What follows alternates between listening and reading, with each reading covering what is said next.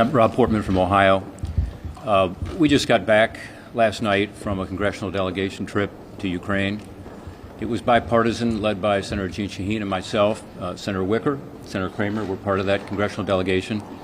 And this morning we were able to attend a secure briefing by the President and his team. Let me echo some of the concerns that have been raised by my colleagues. We need to stand strong and unified in letting Vladimir Putin and Russia know that should there be another physical invasion of Ukraine, that the consequences will be devastating for Russia, both in terms of sanctions. We talked about Nord Stream 2 earlier. Nord Stream 2 was a bad idea. It's an even worse idea now that Russia has mobilized this massive, unwarranted force along the border of Ukraine. But the other sanctions that must be discussed publicly and made clear would go much further than just sanctioning Nord Stream 2, which of course has to happen. We also need to let Russia know that we are going to provide additional military, defensive, lethal weapons to Ukraine. Already we are doing that, and I was pleased to see as we left Ukraine yesterday that the C-17 landed.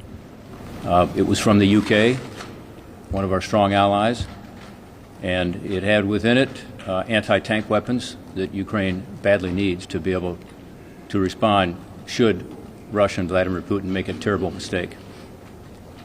But we need to continue that, and should there be an additional invasion, we need to let the world know that there will be substantially more of those kinds of military weapons and assistance provided to Ukraine, as well as additional buildup of NATO forces in other Eastern European countries, and a commitment, an ironclad commitment, that the free world, not just the United States, not just NATO, but that the free world will stand strong.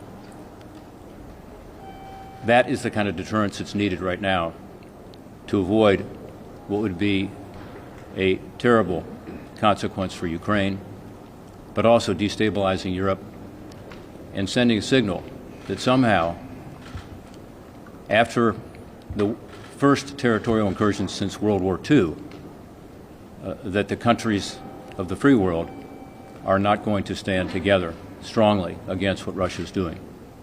I believe what we saw in our CODEL, what we heard this morning, was a very strong message, a message of unity. We need to be sure that our actions back up our words. Senator Wicker.